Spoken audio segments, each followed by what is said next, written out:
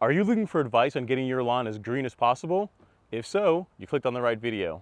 Coming up, I discuss the 3 key areas that you need to get right for the greenest possible lawn. Let's get started.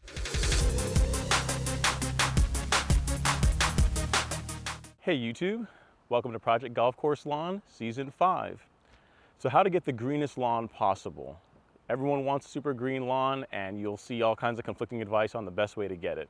So in this video, I'm going to cover 3 key areas, the 3 things you absolutely need to get right for a greener lawn, and they're really not as complicated as you might think.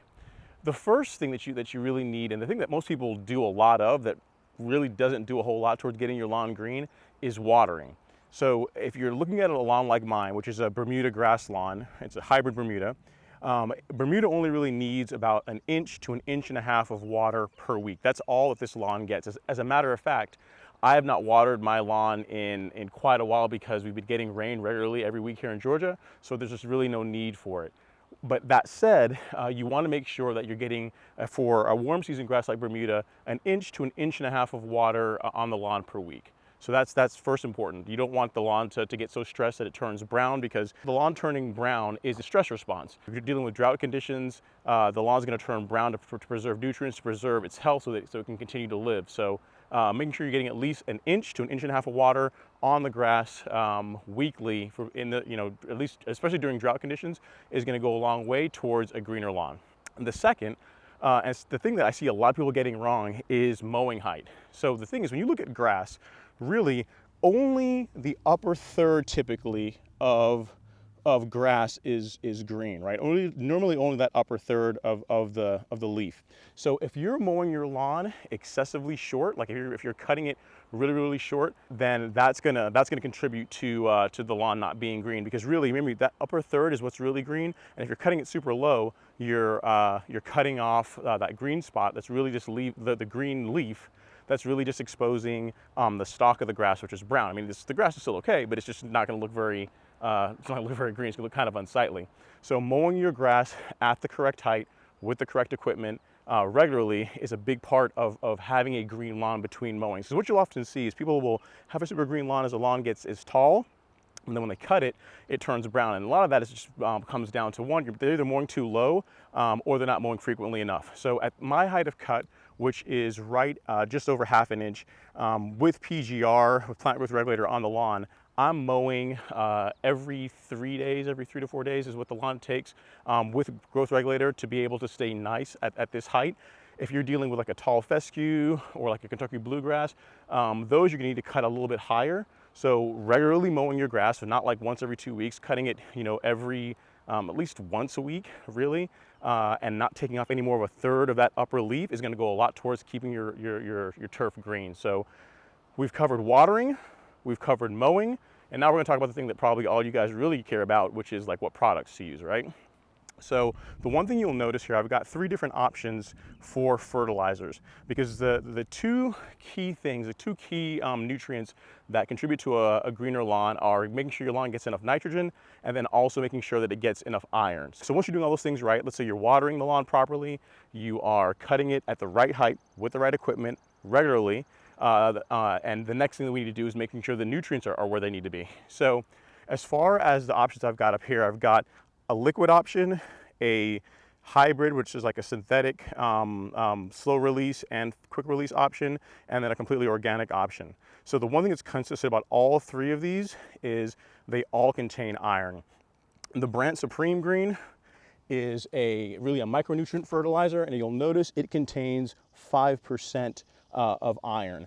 The ProScape from Lebanon Turf, again, it's like that blend. You got 20% nitrogen, and this guy really doesn't contain a ton of iron, but it contains 1% of soluble iron. So this also contains some iron in it. And then contender number 3, Milorganite. This is a fertilizer I'm very, I'm a big fan of. This contains 2.5% iron. Now the thing that's consistent about all these is that all of them are iron in a form that's very easy for the turf to take up. You'll often hear the term called chelated iron. And what that's really referring to is iron that's pretty much put in a state that's very easy for the grass to absorb.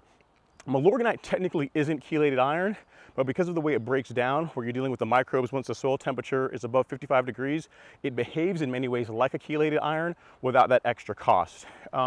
Both the Brent Supreme Green and the ProScape are those higher quality irons that the grass will take up very, very quickly.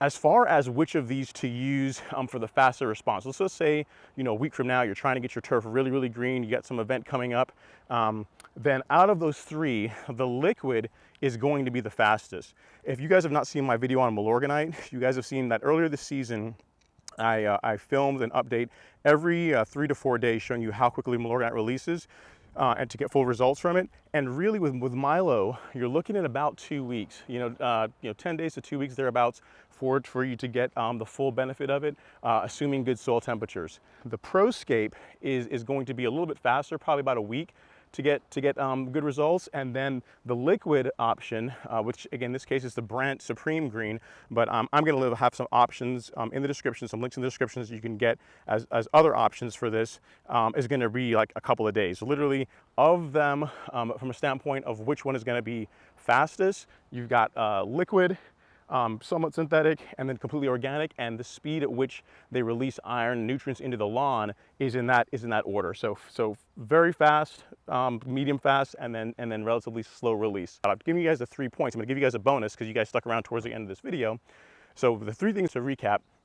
First is proper watering, an inch and a half per week for Bermuda, mowing at the right height with the right equipment, and then the correct fertilizers. So fertilizers that have a good amount of nitrogen but also contain some iron. The way you know which one you really need to put down your lawn or how much fertilizer to put down is to soil test. So if you guys aren't doing that, that's like a little secret weapon. It's something that everybody should be doing, but not many people do. So if you've not gotten a soil test, that's going to tell you like where the deficiencies actually are in your lawn. And it's important because if you're really, really low on nitrogen, you may need to use something that contains a higher percentage of nitrogen than the options that I've listed here. So getting that soil test really only once per season is going to go a long way towards you making an informed decision about like what kind of products you apply to your lawn. So guys, that's what I had for you guys. Hopefully this is helpful. Those 3 things, if you get them right, good watering, mowing correctly at the right height, and then using good products that contain a sufficient amount of nitrogen and iron are going to go an awesome way towards having a green lawn. If you guys are using something else, definitely let me know in the comments below. I'd like to hear from you guys. If you guys implement this strategy, again, making sure you put enough water, you're cutting, and then you're putting down good products, let me know how your lawn transforms as you continue doing that. I'm pretty sure that you're going to have awesome results, but the key to all those things to making an informed decision is getting a soil test done. And I'll have a link both here and in the description for some videos showing how to conduct a soil test and also where you guys can pick one up if you're interested. Guys, thank you so much for watching. I truly do appreciate it. Have an amazing day. See you guys next time.